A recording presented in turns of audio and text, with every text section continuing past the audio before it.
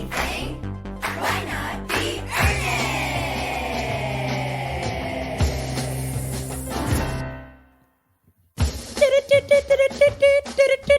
Josh, we have breaking news. Which is funny because this is a pre-recorded podcast. Oh, dang. Coming to you, not live. But live for us. What's up, Live Paula? for us. The frickin' boat is free. Yeah. Folks, if you haven't been following the last week's worth of news, there's been a freighter that has been blocking the Suez Canal in Egypt for about a week, and it is finally, as of this morning, free. And I really hope that people are not consuming the news because they go, the one place I go to news is the Being Earnest podcast. Sometimes they mention things. And now they're learning that it's free. Yes, definitely. I am happy because of, the international trade market. Good. That's back open. But I really am seeing in my mind kind of like a Oscars in memoriam montage of the really great moments that we had with that ship. And I'm sad to let that go. I'm sad to let that go. Yeah. All the internet memes, all of the fact that pirates became more relevant in our day-to-day lives and the global supply chain. As we go on. Paula, if you had to disrupt one part of the major world economy, how do you think you'd do it? Well, I mean, I think getting a ship lodged in a canal is a really good way. What about something with a cruise ship? A cruise ship runs aground on the one island that they use to make rubber. I know this isn't how this works, but well, as far as we know. Yeah, exactly. And so now it's a Gilligan's Island situation, but on Rubber Island, and they can't get the ship out, and it's stopping all the rubber from being made in the world. So we have to make hover cars, and maybe I'm making a better future. It really is like a very crappy thing that really disrupts the world, but how fun. Now, Josh, isn't it a really fine line between Gilligan's Island and Lost? Yeah, it's really just tone is the only difference. If we could, I would edit a thing, Yeah. Does it make sense? Yeah.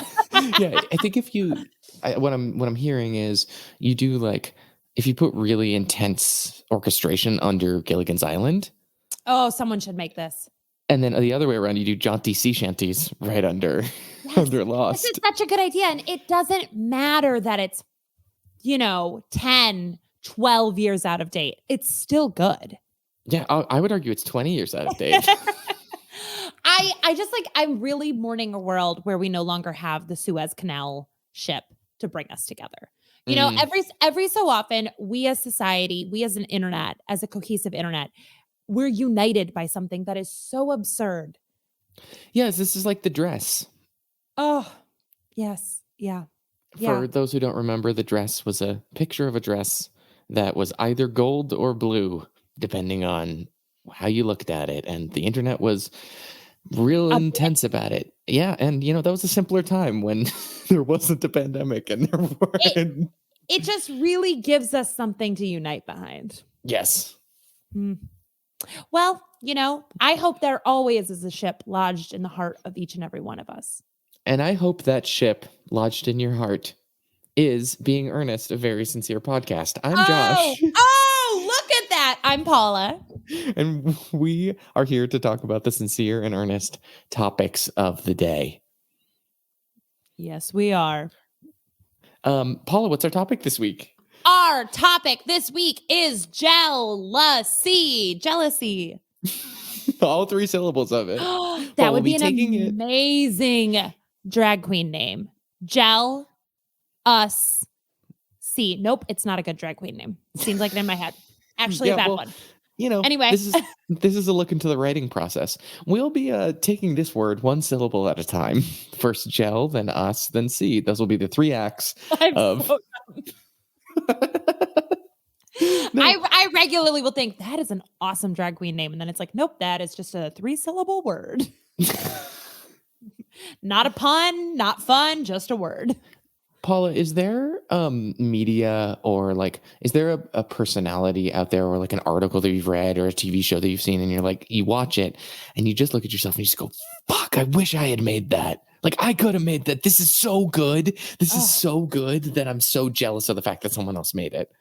You know what? When I hear that, can I get really earnest with that? Yeah. Do you mind if I take this podcast title literally? Please. Literally. No, it's Litter Alley. Drag queen name. Okay. So one of my favorite children's book, Where the Wild Things Are, written by Marie Sendak. He told a very, very wonderful story about this little kid writing him a fan letter. I think about this all the time. This little kid wrote him a fan letter that was like, I really, really love your book. This kid was like 4 years old. And so Marie Sendak sent him back an original sketch. He drew this kid a picture. And the mom wrote back and said, Dear Mr. Sendak, thank you so much for sending Bobby this beautiful drawing. He loved it so much, he ate it. and Marie Sendak has said that is the greatest compliment you could ever give an artist or a person is you loved it so much that you ate it. And I think I understand the feeling of jealousy. I'm aware of that human emotion, but a lot of times when I love something so much, more than jealousy, it just is this feeling that I just want to eat it. You know, like the first time I saw Book of Mormon, right? The only time I saw Book of Mormon, I loved that musical so much. I thought the music was so good that I just wanted to crumble it up and put it in my mouth and swallow it and just have it inside my body. And I think that is, sometimes you just have a book and you're like, I just want to eat it. You know what I mean? I personally don't have that emotion as much, but I do know that people have that. It's the same thing of like, when you see a really, really, really cute baby and you're like, I just want to eat this baby. It's not that you actually want to eat the baby. You just want, but it's that feeling of like wanting to consume it so much that like it would just be a part of your body. I've 100% felt that with like songs or things like that. You're just in that vibe. You don't want it to end, but it's also kind of painful in a way. I just want it. I love it so much that not a baby. No thanks to the babies. No offense to the babies out there listening, but I just want to crumple it up and put it in my mouth and swallow it. Mm-hmm. How do you feel when you see something you really love? I just like consume it over and over and over and over and over again with my eyes or my ears or whatever it might be. And I have to stand up and walk away and yell a little bit and just be like, what, how did this happen? This is so good. I kind of like just involuntarily start like punching or like kicking or something like that, just because I just feel uncomfortable with how much I love this thing that I'm doing. Oh,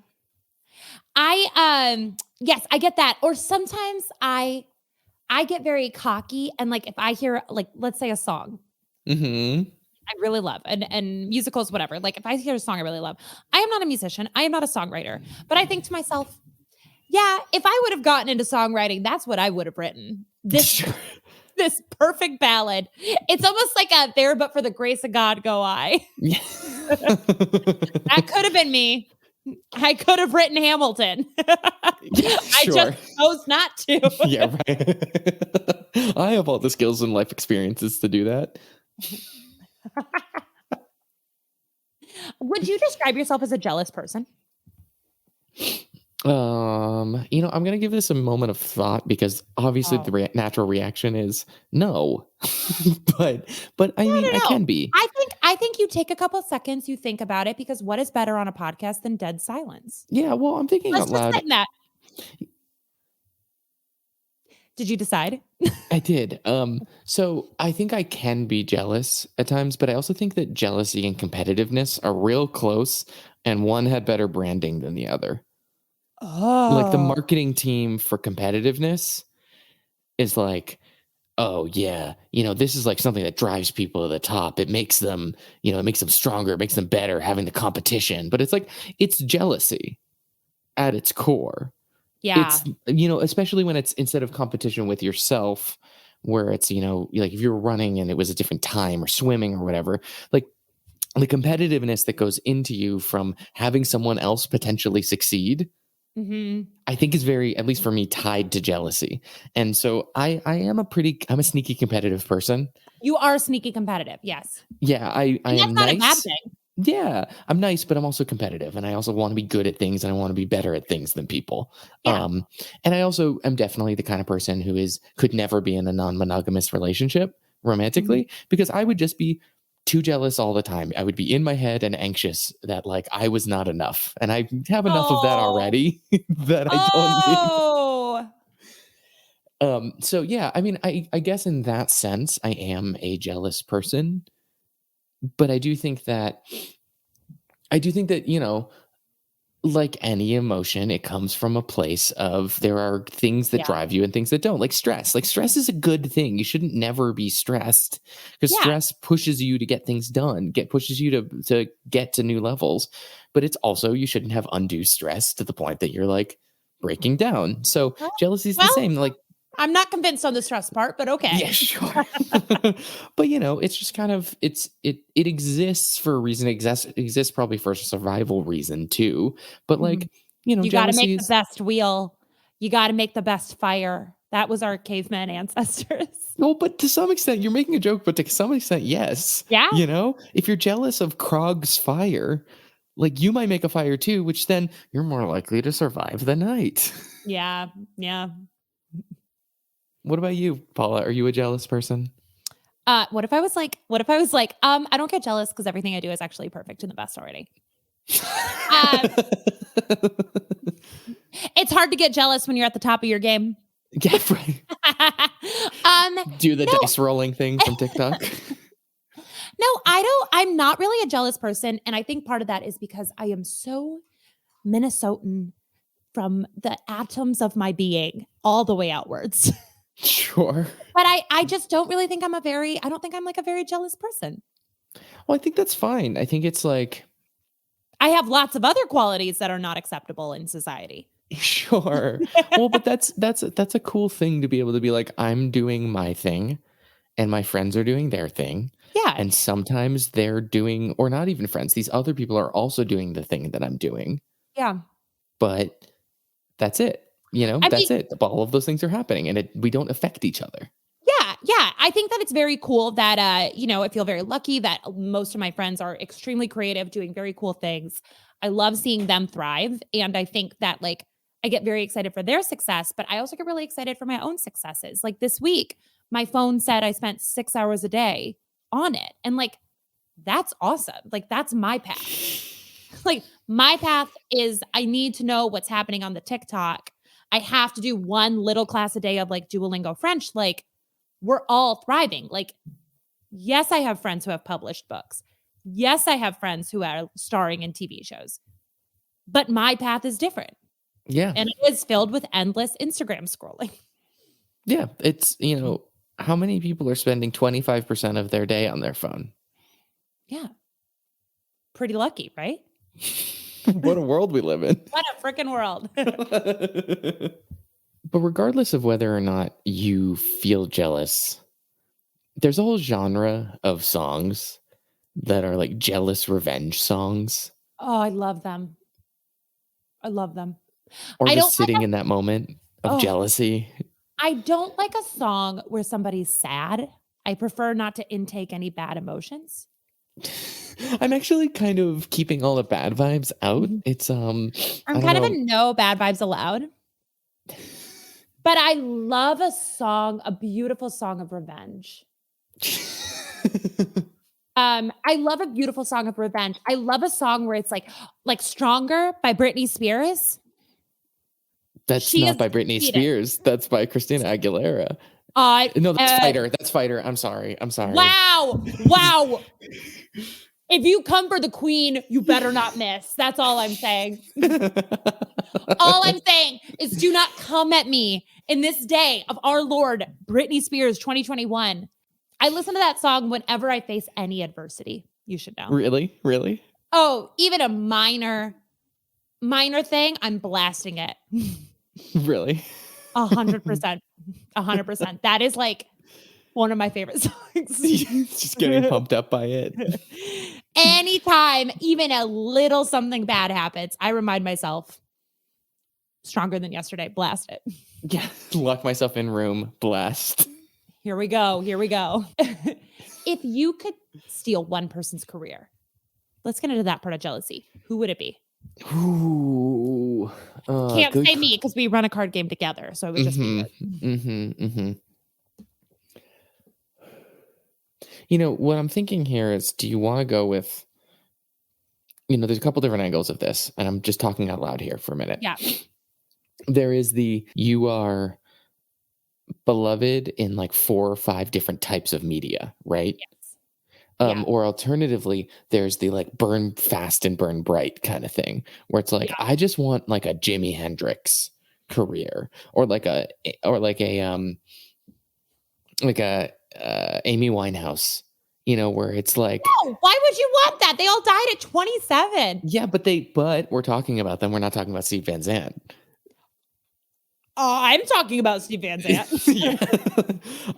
Or do you want like really good at one thing, like really, really, really good at one thing, and has been for forever?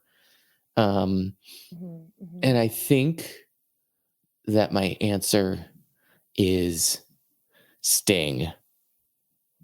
Oh, because you want to? Nope, that's Phil Collins. Sting, yes. I was going to say you want to write the music for Tarzan. No, but I do want all of the Police, and then I do want to be in the version of Dune where he's the bad guy in Dune, and then now he hangs out with Shaggy. They're best friends. Oh, I love that. They make music together. That is so fun. They just hang out. It's just him and Shaggy. Yes, I love that. What about you, Paula? I was hoping you wouldn't ask me. Do you know what I think I would love? Is like, What? I want to be in a really famous, and I don't want to go back to Steve Van Zandt, not Steve Van Zandt, but I would love to be in a really famous, beloved band, but not be the most popular one.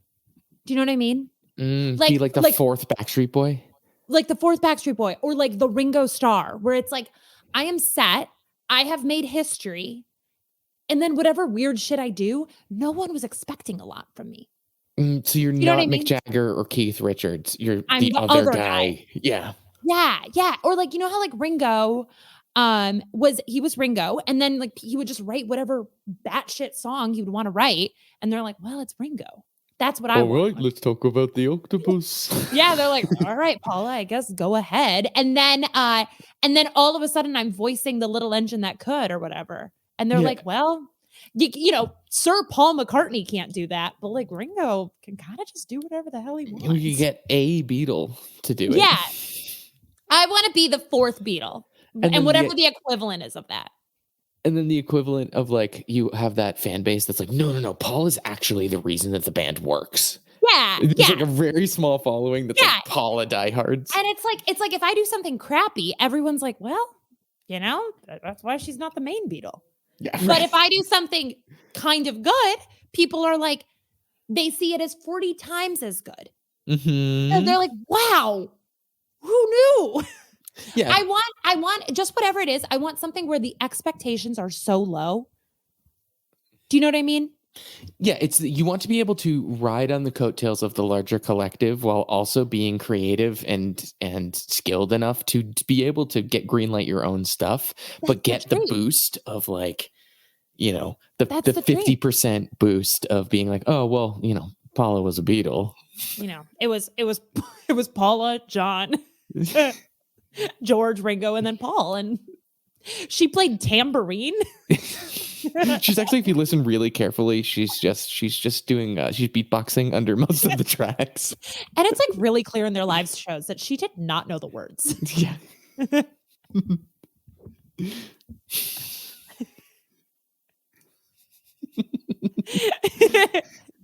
She's always making a big scene about stuff. Yeah. She kept asking about having a Paula break in the middle of the show. And I'm going to start doing that at work. I need a Paula break. And I want it to be like a universally beloved band where like I can pick a fight with another celebrity. And everyone immediately takes my side. No, I want to be like the kind of beloved where no one's ever mad at me and ever will be mad at me. Got it. Like Rihanna. Yeah. Yeah. But I don't want the pressure of Rihanna. You know, I want to be like Rihanna's friend who she's in a band with. Sure. Yeah, you want you want to unite America in the way that our politicians can't, which is the dads rock out to it, moms rock out to it, and the kids see the genius in it. Yeah. And the college students find it when they're like, it's nostalgia because the parents played it, but then also when you go to college and you like really listen to it for the first time and you're like, you call up your mom and you're like, Mom, Fleetwood Mac rules. And she's like, yes, I've known this for 20, 30 years. And I want like quirky girls with bangs to like really be diehard fans of me. Yes, exactly. I want to be like the quirky option. Well, yeah, it's like, well, maybe the Beatles are overrated, but we don't talk about Paula enough. Yeah. So the career that I've chosen is inserting myself into the Beatles. Yeah. I want to be less than Ringo. Yeah, but have you listened to Paula's solo stuff? It's just me singing Instagram songs. Yeah. And then being like, Grandma, stop it. and then like I open a TikTok and it's just like the mere fact that I'm putting myself back into the zeitgeist becomes a viral sensation. Yes. You know what I mean? Yeah. And then like, yeah, exactly. TMZ can't have enough of it. Yeah. You get a dress from Christian Siriano. Absolutely. I still got the Beatles bowl haircut though. Yes. I think they sold out.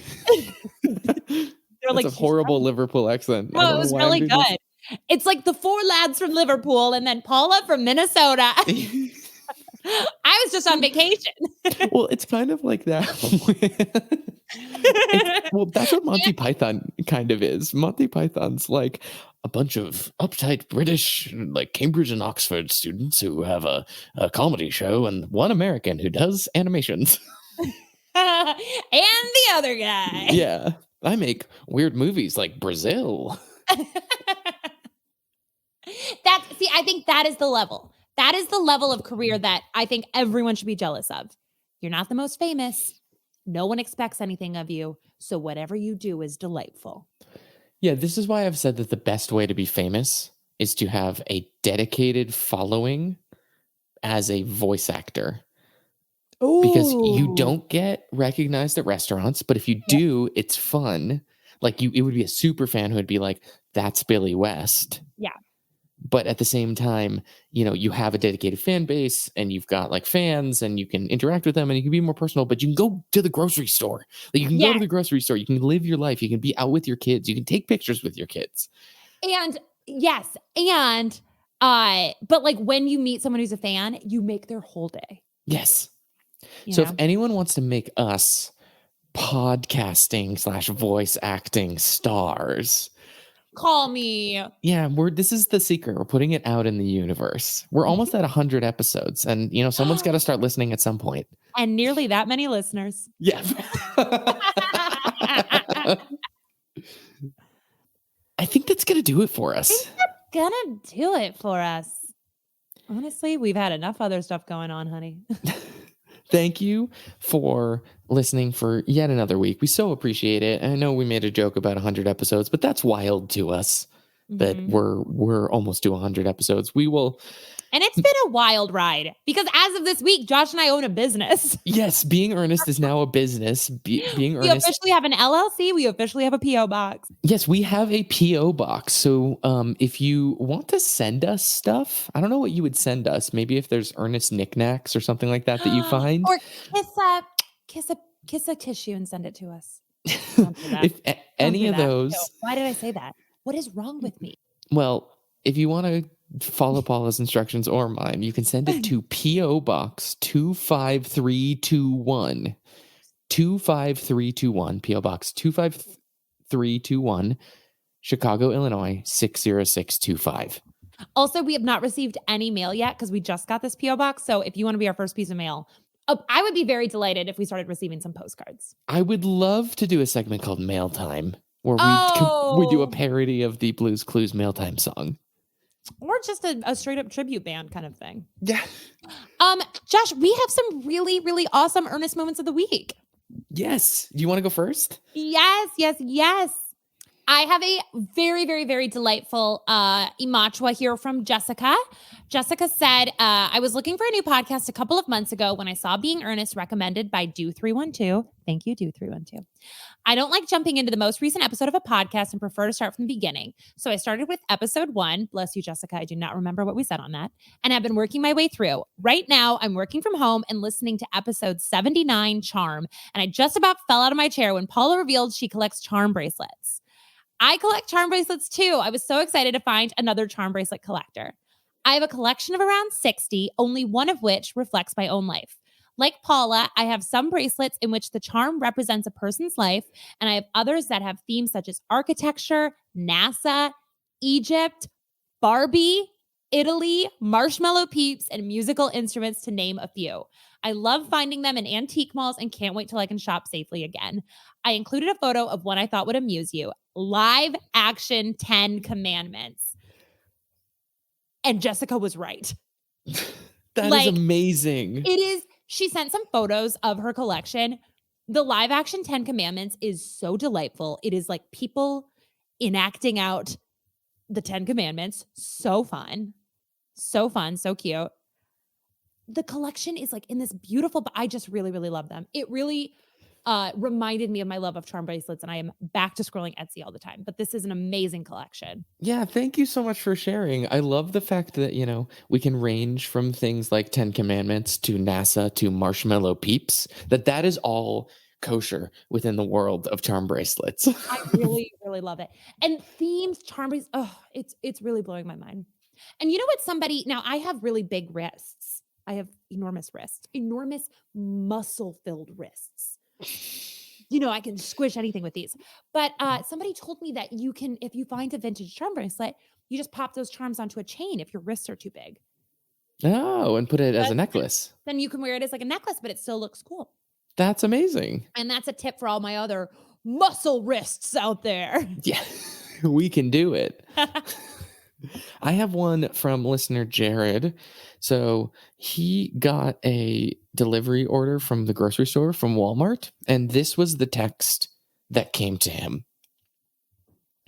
Good day. I'm here with your Walmart grocery order. Have a wonderful day. Stay blessed and safe. And then the prayer hands, and then hashtag 2021 better days prayer hands. Oh, I love this person. That is really joyful and really cute. Hashtag 2021 better days. Hashtag 2021 better days. If you want to get our hit card game, if we haven't hit you over the head with that enough times, No Wrong Answers, you can go to nowronganswersgame.com and you can order it there, learn about it there. If you're a business and you think that, No Wrong Answers would be a helpful thing for your happy hours, if you run a salon or a bar or something like that, it's a great way to get people talking. If you are in the food service business and you want to give people something to do, it's also a really great thing for that. So just check out nowronganswersgame.com, or if you're in Chicago, you can go to Four-Sided, any of their 3 locations. It may be, I would call them in advance. They sell pretty quickly. But you can get that wherever at either of those places. Wonderful. Thank you, as always, to Ryan Cruz for our beautiful logo. She is on Instagram at @RBCruiser. And thank you to Dylan Dutch for our wonderful theme song. You can check out his music project, Death Love, everywhere that music is around. Big fan. And if you want to check us out, we're Being Earnest Pod pretty much everywhere. It's beingearnestpod@gmail.com or @beingearnestpod on pretty much all social media. All of them but LinkedIn.